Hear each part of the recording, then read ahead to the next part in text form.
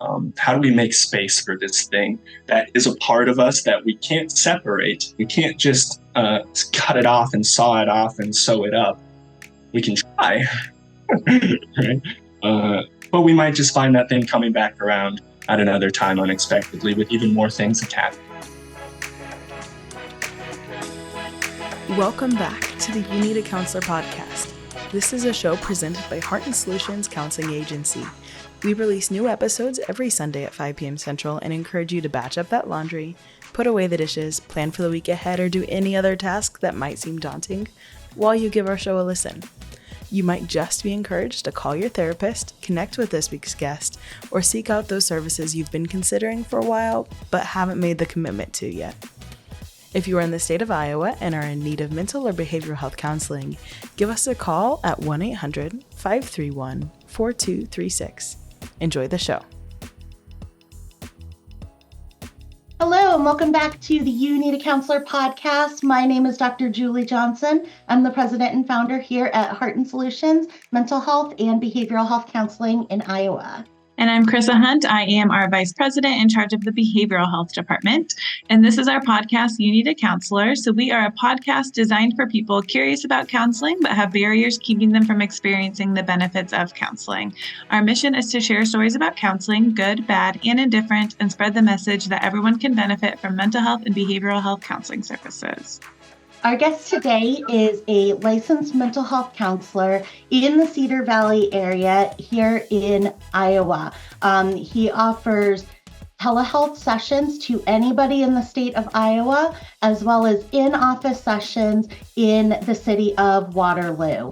Eric he has 6 years of experience working in the college mental health field, so helping undergraduate students with all of the challenges, all of the adjustments that come with being a college student.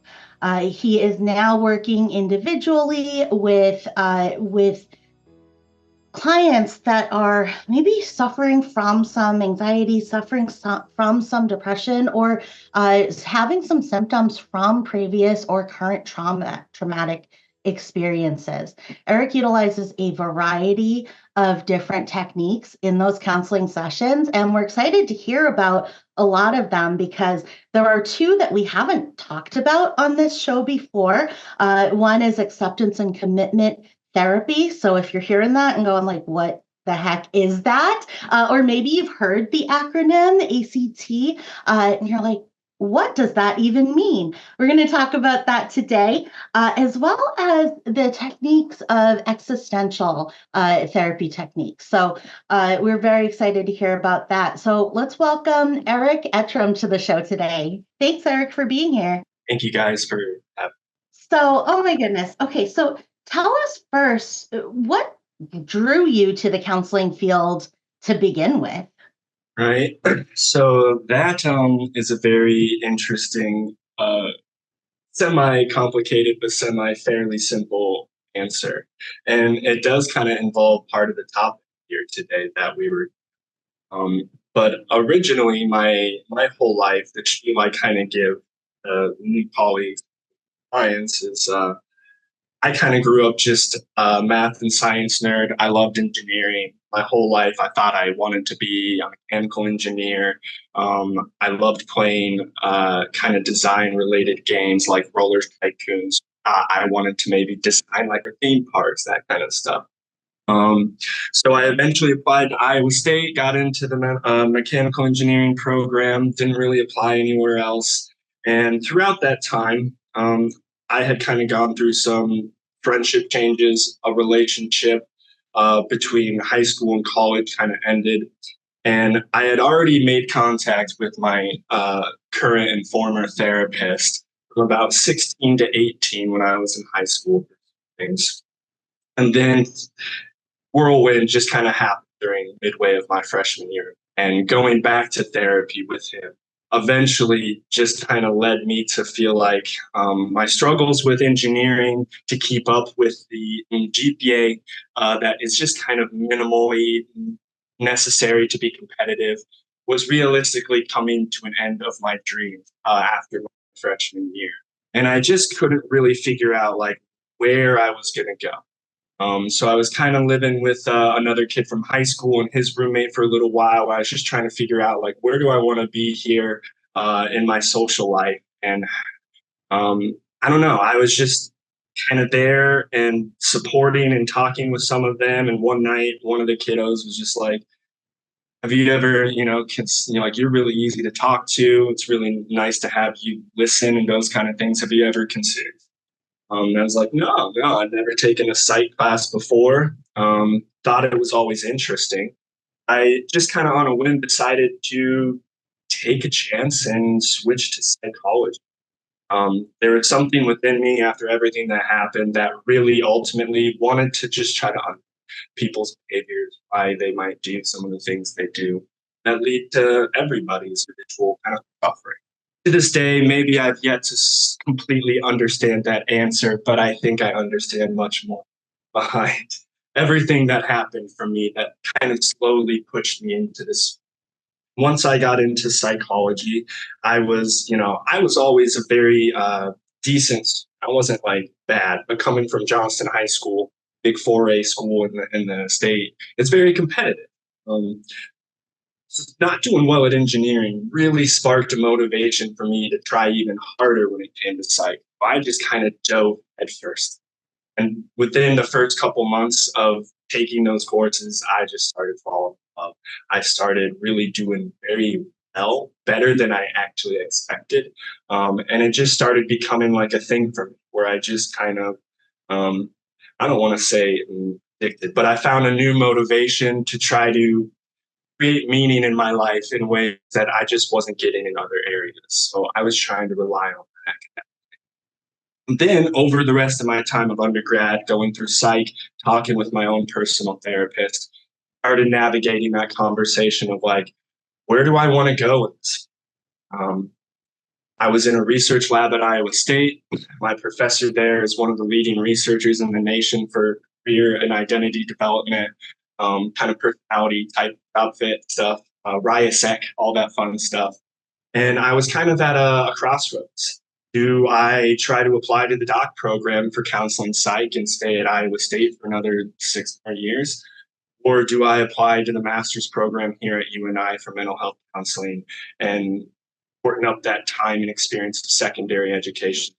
So after those conversations, we kind of decided maybe it would be best, since I had a relationship again at this time by the end of undergrad, where I wanted to get in and get out and be able to just move wherever I needed to go.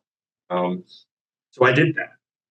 And then, of course, coming again first year of grad school, relationship ends and go through the questions of, should I be here? I wanted to, pursue the doctorate in counseling psych, and conflicted with all of this. And the head of the old director here that recently just changed, Darcy Davis-Gage, she had a sit down one-on-one with me that actually kept me here at the master's program and allowed me and motivated me to finish my master's, which I'm very grateful for. It was just kind of a combination of loss of some friendships, some relationships, and then having my own kind of journey of thinking this was an area I wanted to be in my whole life, never paying attention to psychology, only to come to find I probably have always been interested in psychology since I've just been a weird observer. I just kind of socially, I just kind of observe people. I take it in kind of in the background. And then with the engineering side of my brain, I've found it's actually been really beneficial to help languaging a bunch of different kinds of science, especially. And also kind of like using metaphor ways and like information that can help people understand psychoeducation. That's kind of a really long and short, but definitely had a lot of motivation from my therapist, from my old lab director at Iowa State. And they just kind of kept encouraging me to just go for it, even though we don't really know what it's going to bring, which was met with, of course, a lot of reservation by family switching from engineering to psych, and concerns that might bring from a parent's perspective when it comes to just financial stability at the forefront. But no, everything has changed since then. Everyone has found so much support and understanding and kind of my own decisions, and I'm kind of finally come to see like maybe this is going to be. Wow, wonderful. What a great story you have. And I can definitely see already how it starts to weave its way into your career here in mental health counseling, and those pieces that you were looking at. So I think that is great. Wow. So what I noticed too in your story and kind of the timeline that you laid out was that you do you tend to have timeline markers in terms of the different relationships in your life. You had, I was in these friendships, and then I was in this relationship, and my parents had, or my family had these thoughts. And it's just very cool to me hearing that story and hearing kind of how you outline your timeline, because it is so relationship focused, which is absolutely so perfect for a career in mental health counseling. So it just makes a lot of sense to me. I think it's just so cool. Now, you had talked about that experience in college and that experience with changing majors. And I had a similar experience. My undergrad degree is in criminal justice. And I said, I don't want to do that. I don't want to be on this side of things, right? I don't want to be on the justice side of things. I want to be on the prevention side of things, which is where I started working with children. And so it sounds like you had a very similar experience. Now, how did that personal experience for you help you in your career with helping undergraduate students in the counseling center? That's a great question. Um, Beings that I personally went through quite the adjustment and had to kind of deal with a lot of those maybe personal insecurities with confidence. Like I was a very good student in high school. So putting in a lot of effort and feeling like it just wasn't yielding results, uh, very anxiety inducing and triggering of other things, or especially when my whole life I thought this was going to be the path, and now maybe it's not. So there was that whole piece of just the adjustment, the struggle, the kind of shifting of relationships and who those important were in my inner circle, um, which are very common themes that we see in much every college. Whether they're keeping their big group from high school and then that slowly gets smaller, or they try to keep that big group, but then the dynamics start because we're not in high school, and we're meeting new people back. It was also my own personal struggle. Really starting back in high school, I kind of just started noticing, even from middle school leading into freshman, sophomore year, that just something wasn't feeling good. And I didn't really know what it was. I didn't know how to talk about it. I was very socially anxious, kind of awkward and insecure, and struggled a lot with confidence in a lot of areas, whether academically, socially, athletically. Even though like I still did like fairly decent, probably better than average in most areas. But some of that kind of led to me finally getting to a place where some things happened, mom and dad getting worried and kind of concerned, and it led to a big conversation with mom where I just kind of finally opened up and let all the tears and emotions out. And of course, mom goes into protection action mode and gets you signed up for therapy. Um, Funny thing is, I went to one appointment not really knowing what it would be like, what the structure is. And by the end of it, I noticed like, okay, so in my head, looking back now, I'm like, well, he was doing more of an intake combo session, just trying to get me comfortable and to talk a little bit, but it was kind of like not just sticking to one thing, but trying to probe a bunch of places. And in my head, I was like, well, I don't want to talk about these things. I wanted to talk about this thing. So I was very resistant at first. Didn't want to go back. And I eventually did it until right around the end of sophomore. Decided to finally, just things weren't better, decided to pick it back up. Took a little break again once I got in a relationship around high school, and then the adjustment to college happened. So that is where I feel a big connection to a lot of the population that I worked with at the College Counseling Center. Struggling academically, struggling with maintaining relationships from high school, college, building some of those new, stronger friendships into those around me that were all engineering majors. And halfway through the year, everybody knew that I was no longer going to be pursuing that, and was on the psych track. So it was kind of like a whole hodgepodge of just everything just constantly changed, which threw my world into a spiral. So I ended up getting back into therapy with David and did not really stop, whether it was weekly, bi-weekly, maybe a little more single sessions sprinkled in, depending on our lives and availability. But really, the biggest things for sure were the academic struggles, the relationship changes, not just friendships, but significant, intimate relationships. And then just feeling like that individual that's not supported in my endeavors, from my parents to my sibling. Everyone had their concerns about this decision to change from mechanical engineering, which eventually, like I said earlier, came to calm everyone's anxieties once they kind of saw me get into the role and some of the impact I was being able to have, and reinforce that internal void of meaning and fulfillment that I had been searching for, trying to find a foundation. Yeah, absolutely.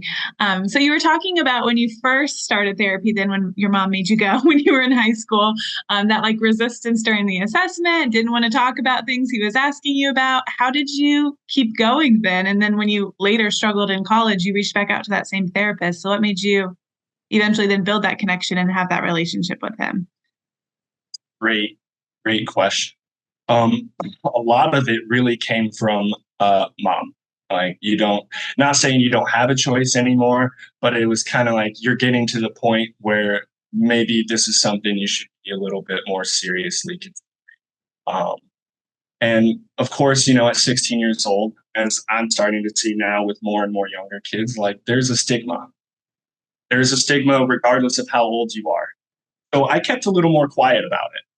I wasn't really open about that with my friends. I was just kind of doing it in the background on weekends when mom and dad could take me. It really came down to me in college, going through the breakup, kind of changing roommates with my best friend since seventh grade, feeling like I don't really think I have any other alternative. So I reached back out to David, and that is really when I was 19 years old, when our connection kind of started to, very resistant at first, like any teenager probably would be that's going unwillfully in their own ways, even when they're struggling, feeling like they know they need help, but they just don't know where they could find it. Which kind of brings us back again to the topic, like question that we'll get to here towards the end of like, you never know what you might find if you allow yourself to walk. It isn't just a one-way hallway. If that door doesn't end up leading to a place that you kind of were hoping for, we can turn right back around and walk out and maybe find that thing that we were trying. That maybe was a better fit. I never had that. Before I saw David, I did try to go to Iowa State. That just didn't feel right, especially with where they wanted to put me.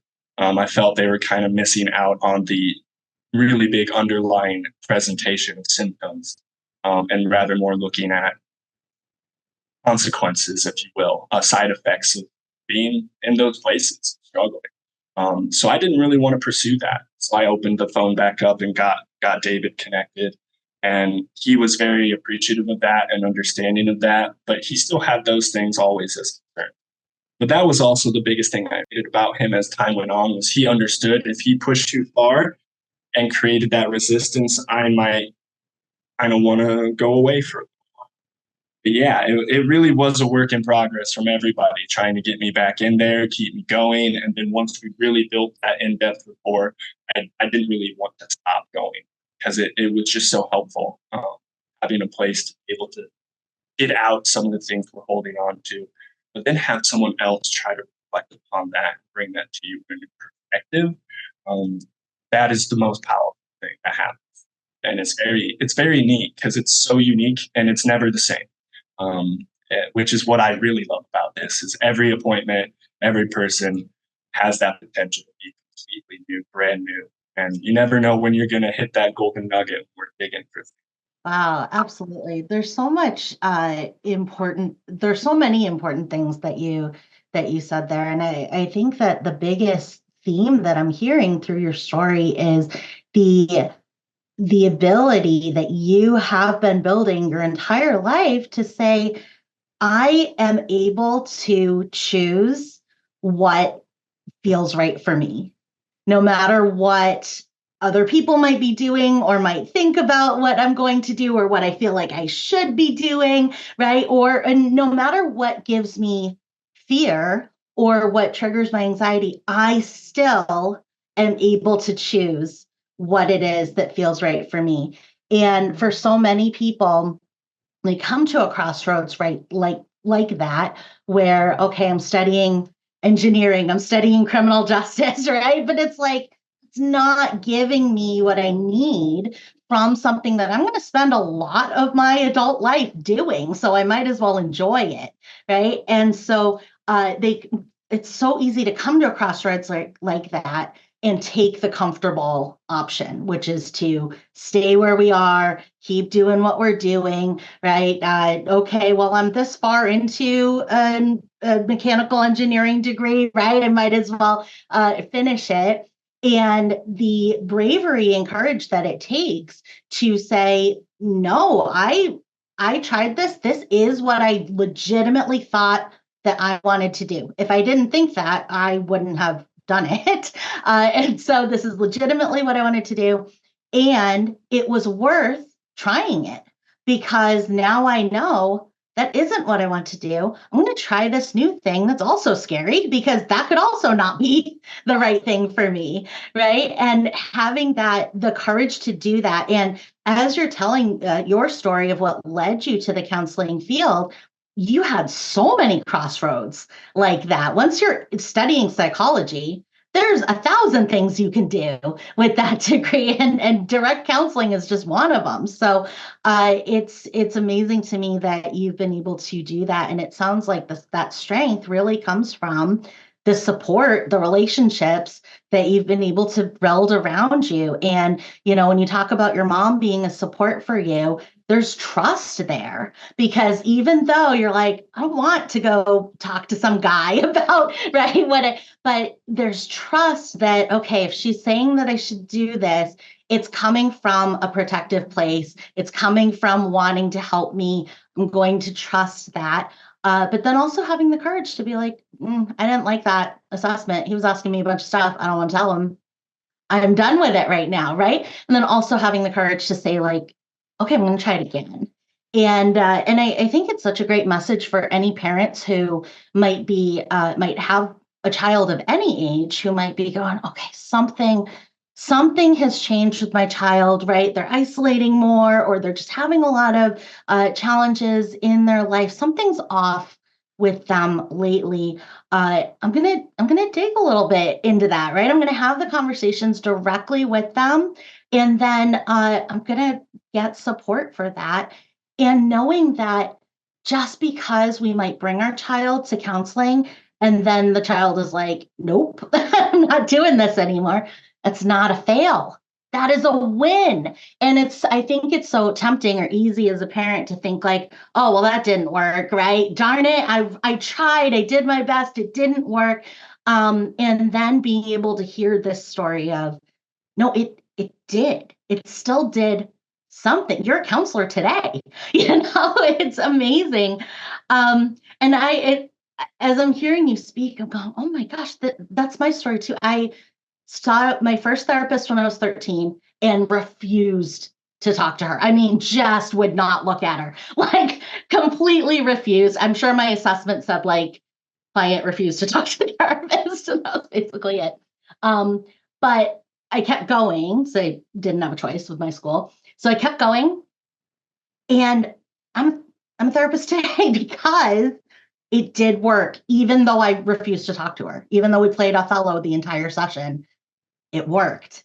And, at 39, I can look back at those sessions when I was 13, and I'm sure she felt like a failure. I mean, I'm sure she was like, this is terrible. Oh no, Julie's back. I've got Julie on my schedule today. This isn't going anywhere. She thinking back on it, I'm like, she was a temporary licensed therapist, right? Like she's going to supervision going, oh man, what am I doing wrong? I can't seem to connect with this child. But knowing that from my side, being the adult version of that child, it was still working. I didn't think it was, but it was. And that is, like you said, the magic of counseling, of that relationship, of that person that can see it from the other side. And you were talking about how anxiety and depression really, sometimes we hear those terms and we think, okay, one of them maybe feels a little more close to, what I'm maybe experiencing, but having that person come alongside and go, yeah, and I'm also seeing these other things in you that maybe from the inside aren't, coming across or you're not feeling or seeing because you're not on the outside, you're seeing it on the inside. I just love that. Can you tell us more about that and that relationship between anxiety and depression? Yeah. So as I continued to get older and continue to participate in therapy, as well as have my own education continuing to build and build.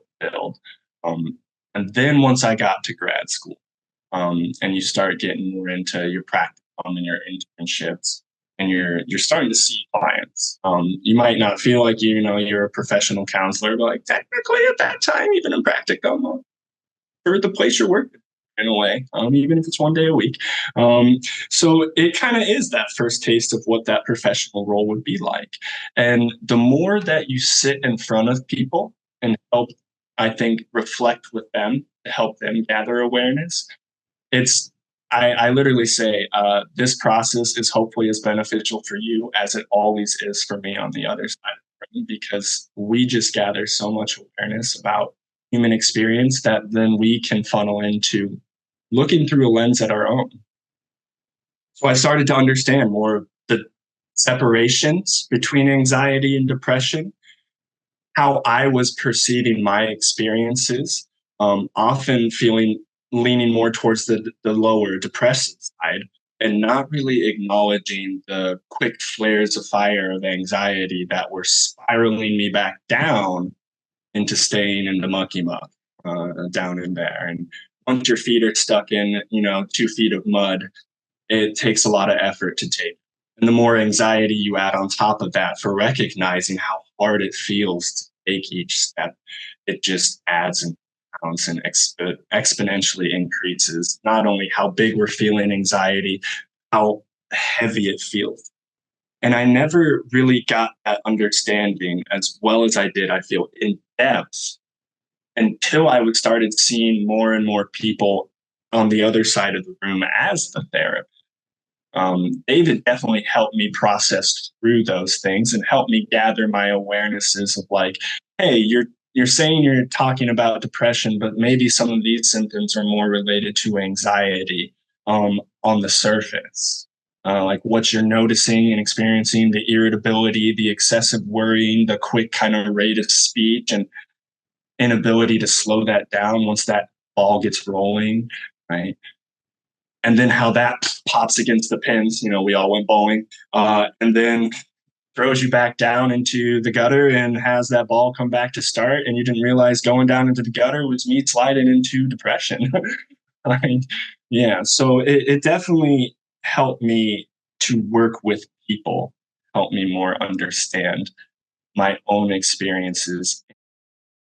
I'm a big label guy, more like underneath the umbrella rather than what's important to you about the word in the umbrella. Because to me, people often will come and ask you, like, my diagnosis, do I have depression? Do I have anxiety? Do I have PTSD? Like the most common one we started hearing. I think I have PTSD. Most people aren't going to meet criteria for a DSM-5 major label diagnosis, but are still likely to be impacted in almost as severe of ways just by experiencing a few of the symptoms together.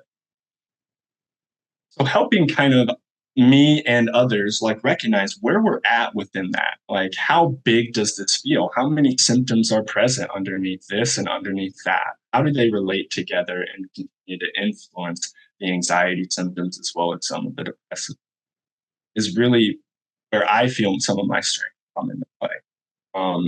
It's like, let's look at everything that's there present, regardless of what umbrella and label it's under, because that's your conceptualization. That's what you're noticing going on that could be contributing. And I feel like I'm getting a little bit away here from the question, but to me, that's kind of the best way I can simply answer a very complicated kind of question. But it definitely took the years of talk therapy and processing, having a lot of that reflected back to help me start my differences and understanding. And yeah, then getting into the professional realm really helped me solidify that understanding. Yeah, I love your metaphors. I think that I know you talked about like, enjoying talking in metaphor. And I was thinking, yeah, when you said, when your feet are stuck in the mud of anxiety, right? And so like when those anxious feelings are flaring up and taking over, it can feel like, okay, just taking a step is so difficult because we're stuck in the mud. And then I think, going back to your idea of this cycle, sometimes then it feels like we see other people walking through the mud. Their feet are not stuck in the mud with the symptomology that ours are. And then we think, why are my legs so weak? Like, why does everybody else have such strong legs that they can just walk through this? What's wrong with me, right? And so then that can trigger some of those depressive episodes as well, and those depressive symptoms. So I just thought, my brain went straight into it, right? I was like, okay, I love that. And the umbrella example as well is so important. The question of what's important about that label? What's important about that diagnosis to you, right? What does it mean to you if I say generalized anxiety disorder? What does that mean to you, right? Major depressive disorder. What does that mean to you? And when people come in and want that diagnosis, so often it's really just seeking a place to put those symptoms and those challenges to be able to say that's separate from me, right? Like that's not my personality to act in these ways in response to my anxiety. See, I always thought that was my personality. Like I grew up and I had an intense social anxiety, still have it, and major depressive symptoms. And I went, that's just who I am, right? Like that's just my personality. And when I got my diagnosis, I was like, oh, okay, what is my personality then? Right? I have no idea because if I work through these symptoms and I'm not, everything that I do and say and think isn't just coping with symptomology, but could really truly just be who I am, right? If you, as my therapist, asked me that, that's what I would say now. I'd say, yeah, that's what that diagnosis means to me, is that is my collection of symptoms. That is not my personality. Now I have freedom to explore what actually is my personality. And I think that's so powerful. But then for other people, they might answer that and say, like, I just want to know what's wrong with me. Well, that's a totally different, right? That's a totally different conversation. So I just love that you're asking that question. And I do really enjoy your approach to diagnosis, because that can be such a scary thing for people when they come into the assessment. And it's like, how are you going to diagnose me? You've known me for 45 minutes, right? So how do you think you're going to give me a diagnosis? And so I just love that you are able to have that kind of view on it of like, no, you are a human person, so you are going to have all kinds of various symptoms, right? Like just like you're a physical body, so you're going to have all kinds of various symptoms. Like I have split ends right now and my pinky toe hurts, right? Like there are all these different symptoms going on because we're a full person. How would you say that you tend to communicate that to your clients to kind of help them feel more at ease with that assessment process, especially going through it yourself? Mm-hmm. Also, another great question. I think you were kind of already using some of that languaging. I love that phrase and term ever since I did one of the ACT trainings. The guy that did it just constantly used this word of languaging. And at first I was kind of annoyed by it, but by the end I completely understood why he kept using that phrase and only that phrase, because it really shows language is the most important thing we have to create. Without it, we don't know how to interact. And when people are like, I want to know what's wrong with me, or these are things that I have that are detriments or negative, I like to put that into that positive framework, positive mindset of these are not deficits. These are not negative things about you. These might just be some things we're noticing going on right now. No different than if you were to walk out here, fall down the stairs and scrape your knee. Now that's a new piece of information. You're going to have a bloody, scabby knee, and that wasn't there yesterday, but we're noticing it today. It can be kind of metaphorically as simple as that. Something that shows up unexpectedly. We feel the pain of it. Sometimes we can recognize the boo-boo where that pain came from because we fell down and bumped our knee. But with anxiety and depression, that's the thing that leads them to us. They don't know where the pain is coming from. They're just feeling it. And they automatically assume, no different than I did, that means you're not well. That means you're not okay. It means something about you is off or wrong, not good. Also, part of the stigma, I think, of just psychology, mental health throughout generations. So really focusing on how do we make space for this thing that is a part of us that we can't separate. We can't just cut it off and saw it off and sew it up. We can try, right? But we might just find that thing coming back around at another time unexpectedly with even more things attached. Trying to embrace and, as ACT talks about, accept what is as it is, without judgment, without a need for it to look or be or feel different, just to note its reality as it's presenting itself. And observing what that is communicating, whether internally and or externally. I always say create meaning for and attach to these things that we're noticing out here that we're holding desperately. It's really hard for us to let go because it's so important that we get to the bottom of whatever this thing is. Or it's really important that I keep thinking about the statement so-and-so made to me, and now I can't stop getting out of my head because I think they think I'm stupid or I'm silly because I said that thing. And then it's like the rest of the evening just goes through spirals of things that maybe aren't realistic, did not actually happen in reality, but brain created the perception that. But I think perception really is what we're coming down to. It's how we perceive or holding on to related to me or our circumstance. And so I've heard you mention ACT a few times, acceptance and commitment therapy. I do not have a therapy background, so I'm not super familiar with it even. So for clients, when you first kind of explain like what that is, can you give me like a little like brief synopsis of how you explain that to new clients? Right. So ACT, they use the acronym for a specific reason. As a part of ACT, the biggest piece that they want you to work through is that getting to a place where you can commit to an action. So ACT is basically acceptance and commitment therapy.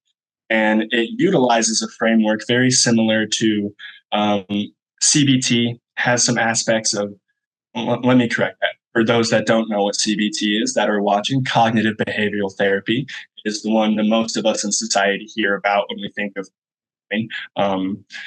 as well as dialectical behavioral therapy. It has some of those kind of foundations sprinkled in with some new mindfulness splashed in on top. So it's kind of a new wave CBT, a new wave kind of approach to just building off of previous therapy foundations. And what they use is the framework called, it's this little model that's a hexagon. They call it the hexaplex. Right? Because the whole point of having these points kind of connected and in tune with each other, the more we have, the stronger our foundation. Right? The more points we have connected in something, when we see something mechanically engineering created, have triangles that are all connected in place to create a strong foundation. Kind of the metaphor behind the hexaplex. The more things we have kind of moving in a positive, productive momentum, the more psychologically flexible we might be able to be in our current present circumstance, regardless of what's going on. Whether I'm feeling super depressed and anxious, whether I'm stuck in my hole of trauma and I'm going through things there with panic and other things. This is something that tries to, as they say on the book, get you out of your mind and back into your life. So the first kind of thing that they talk about with ACT is helping people make contact with the present moment, right here, right now. So much of our psychological distress comes from things that aren't existing right here, right now. Hold on to often things in the past when we talk about orienting time, which is more likely to lead to more depressive symptoms, but also definitely leads to anxiety. And then right then and there, we think about how horrible the future is going to be if it continues to stay like this. And we get pulled to the future. And then we just keep going between past and future and past and future. We're not engaging in much time spent being present right here and now. Right? So it also helps you kind of look at diffusion of thought. Basically, as a client, as someone coming in, we have a lot of preconceived ideas of what we think we know. No. Doing this thing definitely doesn't lead to more anxiety or depression. I promise you that. You sure about that? Oh, I'm very sure. Right? Like, why would me posting all these things on social media, not receiving hardly any responses, lead to my own psychological suffering and distress? That's learn how they're kind of fused in their perceptions, see where they actually are leading to them in terms of what I like to call, again, less productive, less beneficial symptoms or well-being, right? And the way that we do that is also kind of learned through building awareness of self textually, fusion of our thoughts and making contact with the present moment. So they all start leaning into each other and kind of adding more depth, right? And once we kind of help you build more self-awareness, awareness.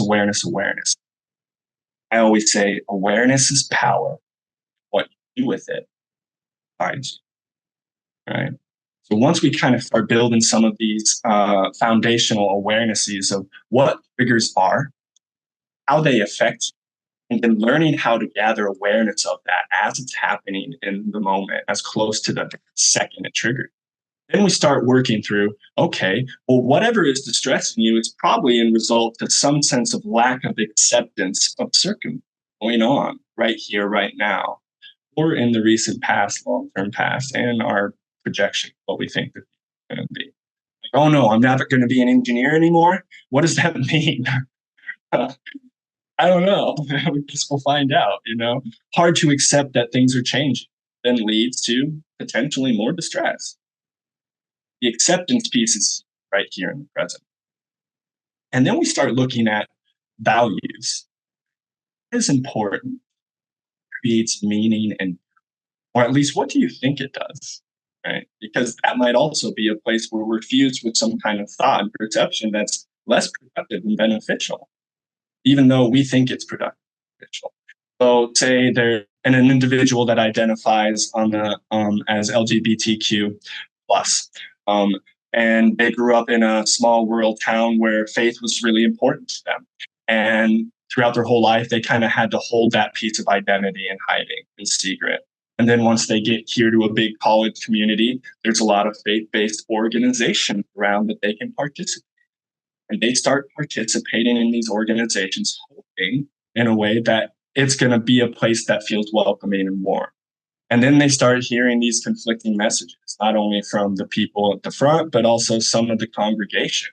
And then they start feeling like this thing that I thought was important and valuable and important to me is starting to feel kind of like uncomfortable. And I don't really know what to do with it. And it's like, well, okay, well, how do we keep working with that moving forward as you continue to gather awareness of this, say, potential environment you place yourself in? How productive and beneficial it is at your in a sense, we might be thinking we're doing something good, going to the gym 7 days a week, 3 hours a day, without realizing we're really hurting our insides and not allowing them to recover and heal. But my obsession with weight loss and body dysmorphia leads me to think this is the best thing. And people work through their values, what's important and meaningful, and if they are productive and beneficial, I think they are. And then comes the last piece of the hexaplex that kind of together. None of this changes without us doing some things as well physically. Like we can do a lot of work mentally, psychologically at changing biggest pieces that lead to our psychological dysfunctioning. There's still a little bit of a piece there that's kind of important that relates to action and behavior. And maybe that's as simple as instead of putting myself in this faith-based environment, I now change it to this one. See what that's like. Instead of like completely 180, those kind of things. But commitment to action in line with your values will lead to you building diffusion of thought, coming to refine your self-awareness through contextual experience, acceptance of the present moment and circumstance as it is, and then allowing yourself to commit to action in line with your value through that acceptance of what is as without judgment, without resistance, leads to what they call psychological. Right? That was wonderful. Oh my goodness. Thank you so much for outlining that. It's beautiful. And it was such a great explanation. I think it just really tied so many pieces together. And gosh, I feel like we could talk to you for another 5 episodes. And I really hope you'll come back, Eric, because I have so many things I want to talk to you more about that you've said here today. So thank you so much for being here today. Well, thank you all for having me. I'm Eric Eittreim, and I need a counselor. Awesome. And I'm Chrissa Hunt. And I'm Julie Johnson, and we need a counselor. And so do you.